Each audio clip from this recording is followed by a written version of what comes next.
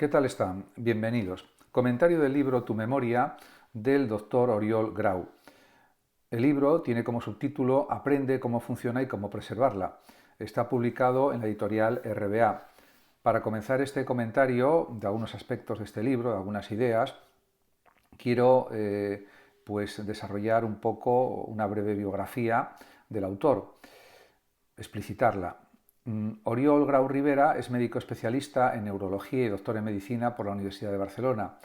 Lleva a cabo labores de investigación en el Barcelona Beta Brain Research Center, Fundación Pascual Maragall, y desarrolla su labor clínica como neurólogo en el Hospital del Mar de la capital catalana. Como docente ejerce de profesor asociado en la Facultad de Psicología, Ciencias de la Educación y del Deporte Blanquerna, Universidad Ramon Llull.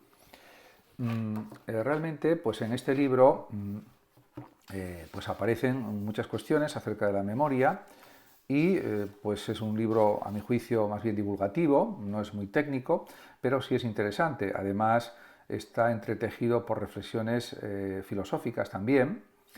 Y, por ejemplo, voy a comentar pues algunas frases del libro, sin pretensión de ser exhaustivo, ni mucho menos, porque lo mejor es leerlo, página a página, frase a frase, y aquí solamente voy a realizar como una pequeña introducción al libro, simplemente para dar idea de lo que él plantea.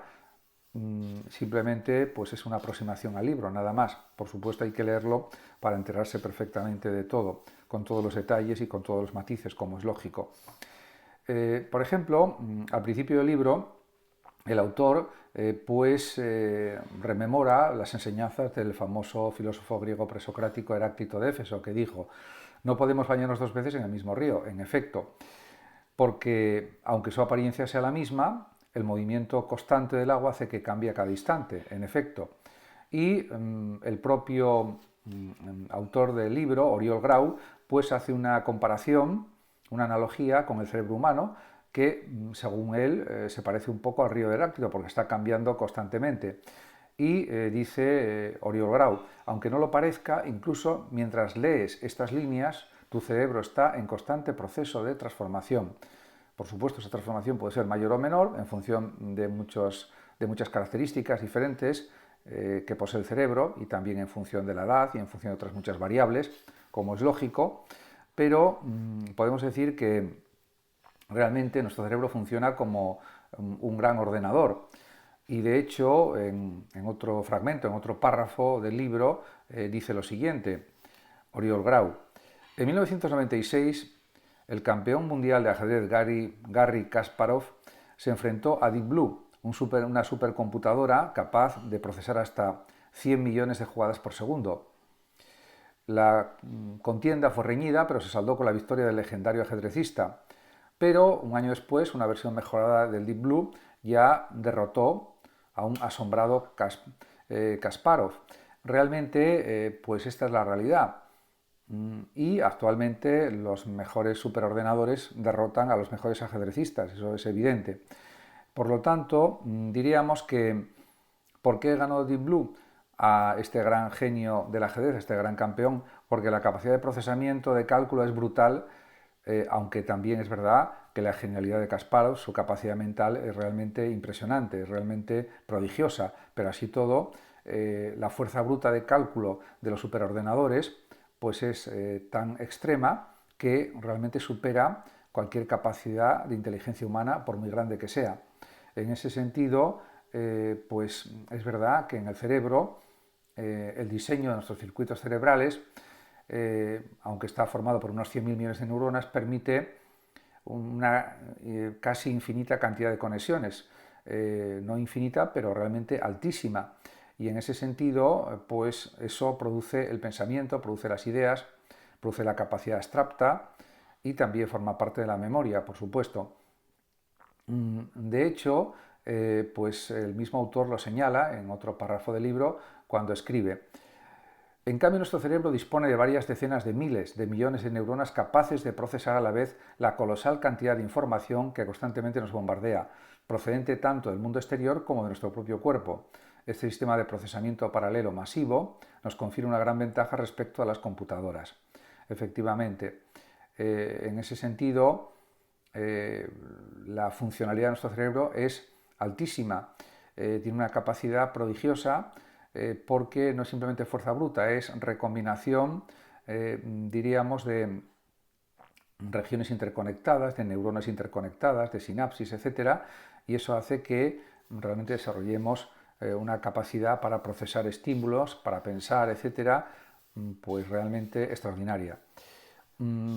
Por otra parte, la memoria pues depende de diferentes redes neuronales y aunque hay centros privilegiados de la memoria en el cerebro funciona como un todo, de forma holística, se podría decir, y por eso dice el autor también lo siguiente: pero su resultado se refiere al aprendizaje y la memoria, y los conocimientos actuales coinciden en que nuestra capacidad para aprender y recordar depende de redes de neuronas ampliamente distribuidas por todo el cerebro, aunque haya centros específicos de la memoria.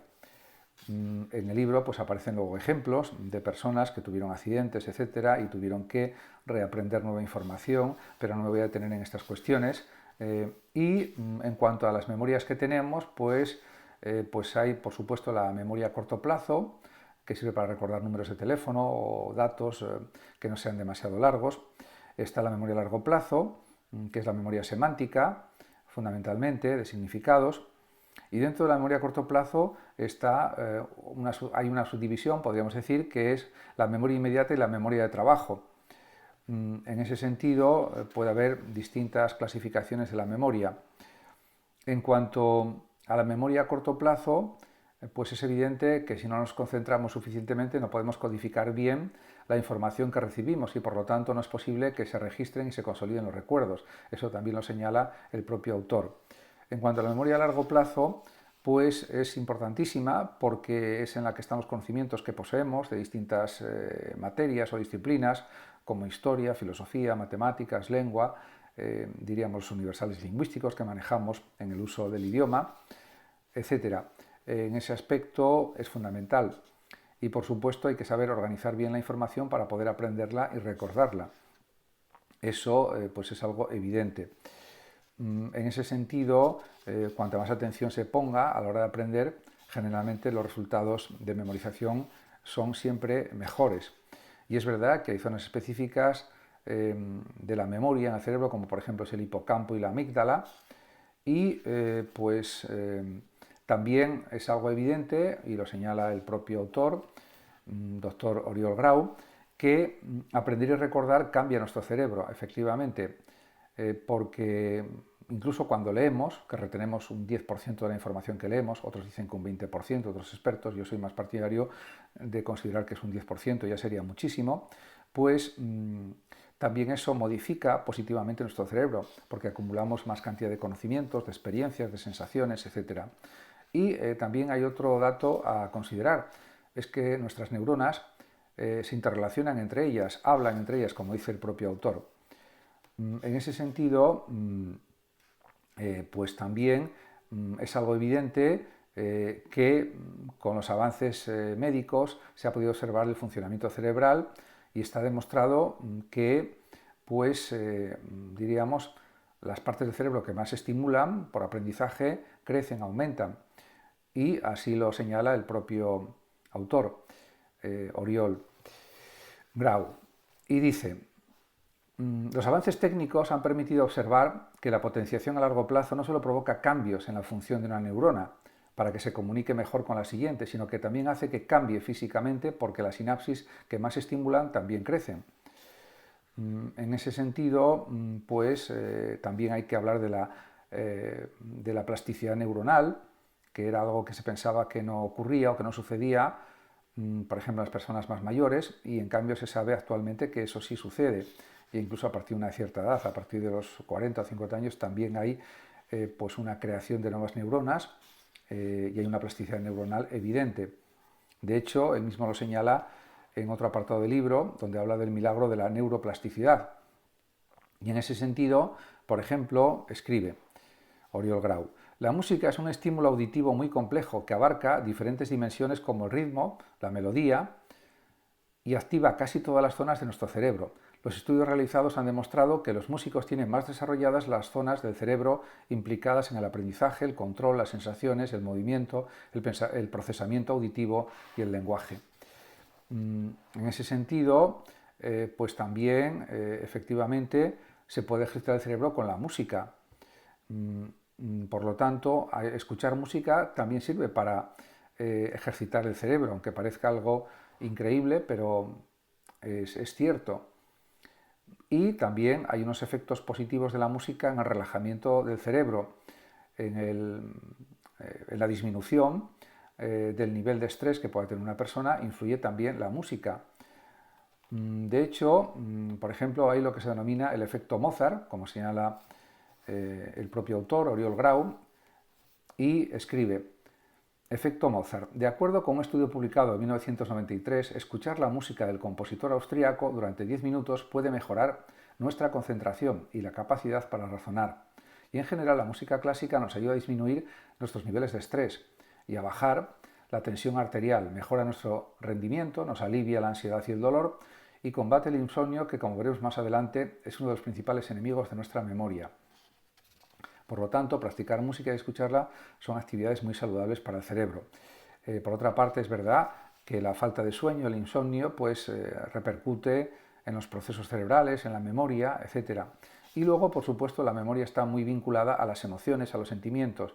Cuando observamos algo, vemos algo, sentimos algo, tenemos experiencia de alguna cuestión o de algún acontecimiento que nos emociona, lo recordamos mejor siempre. Por lo tanto, asociar emociones a procesos de memorización siempre es positivo.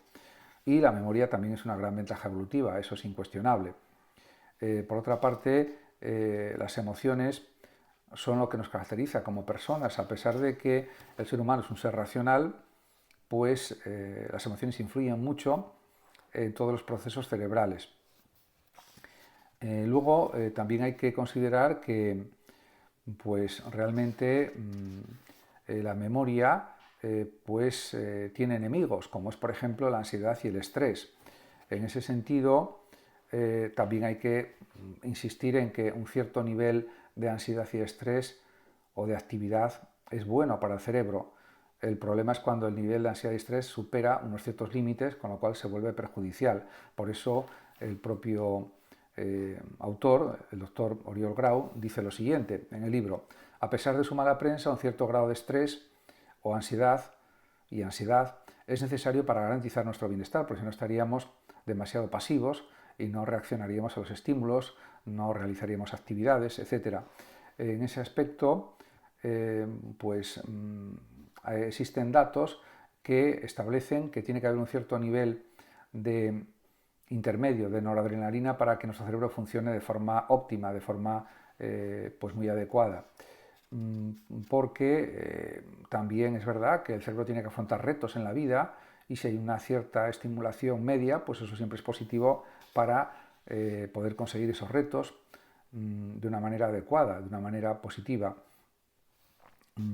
Por otra parte, también hay una química cerebral, y esto es algo que pues lo dicen muchos expertos, muchos neurólogos, como es el caso de Oriol Grau también.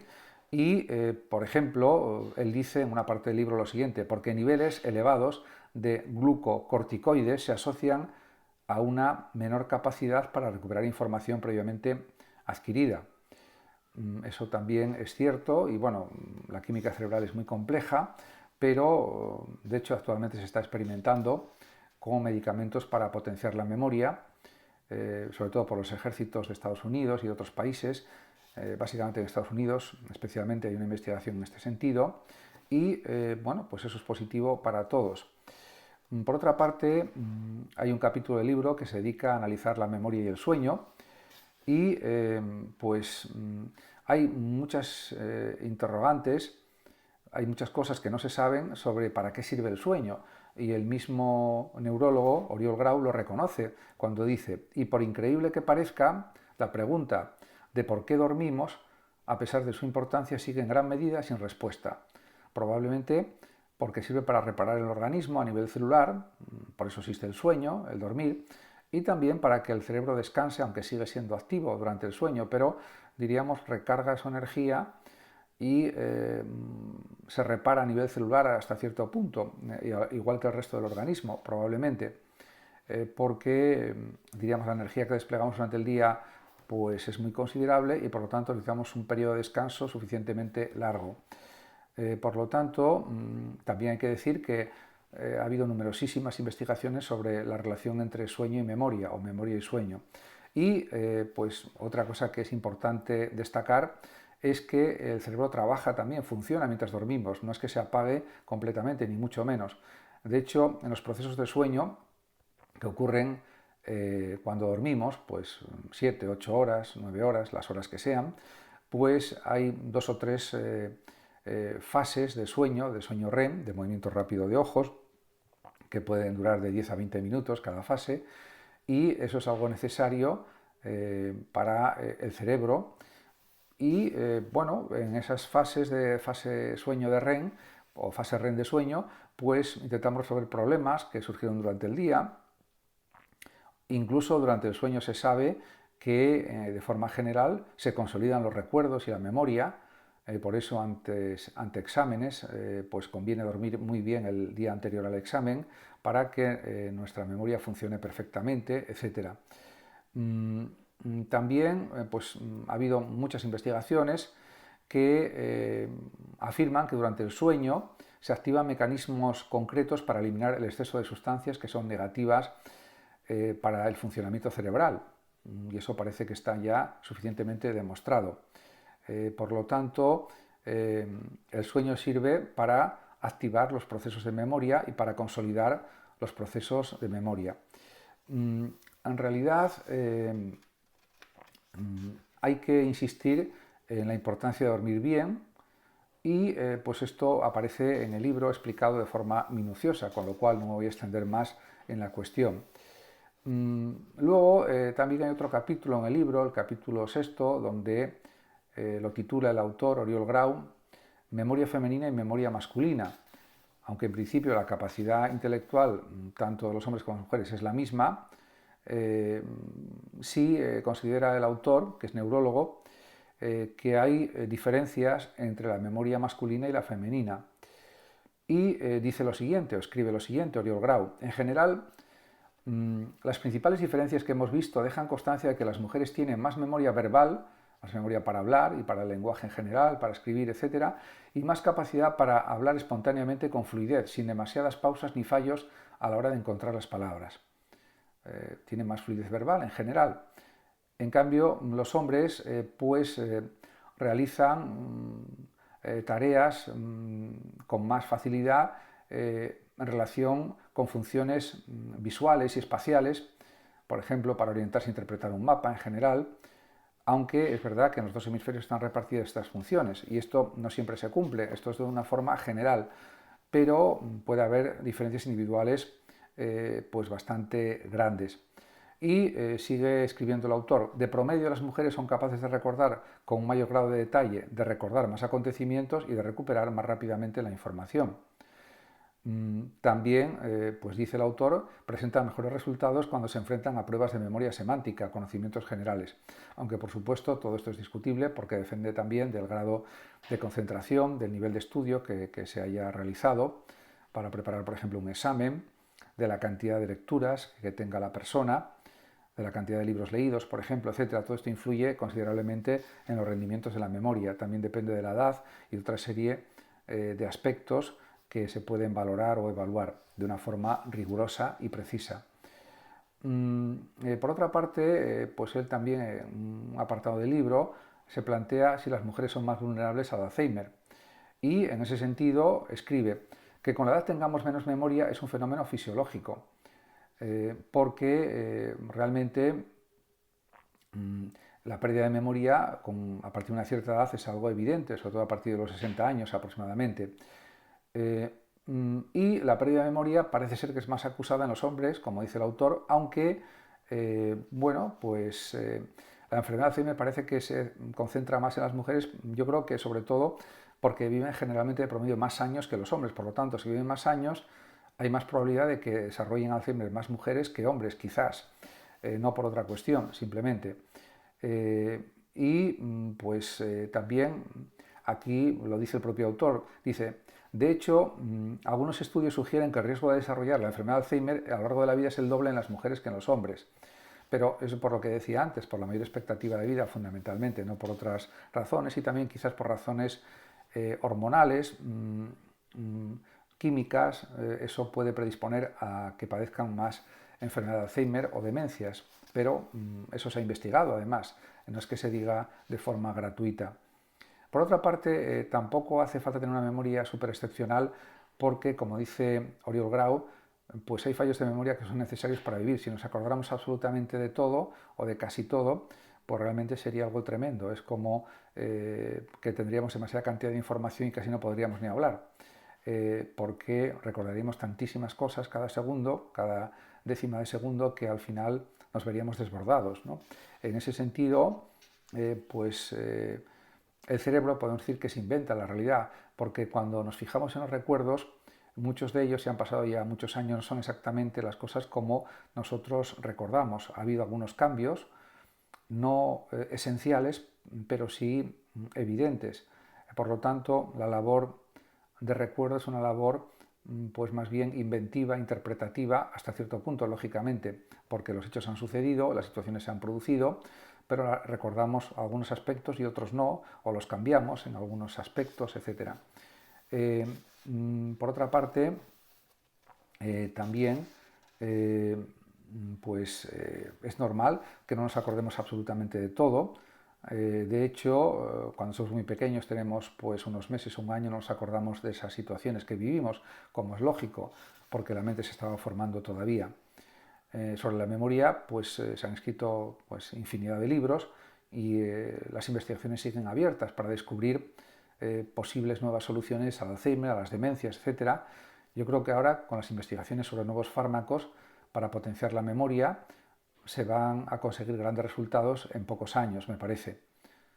Muchas gracias a todos por su atención y hasta mi próximo vídeo. El que lo desee puede compartir este vídeo, darle like o suscribirse a mi canal de YouTube. Hasta siempre.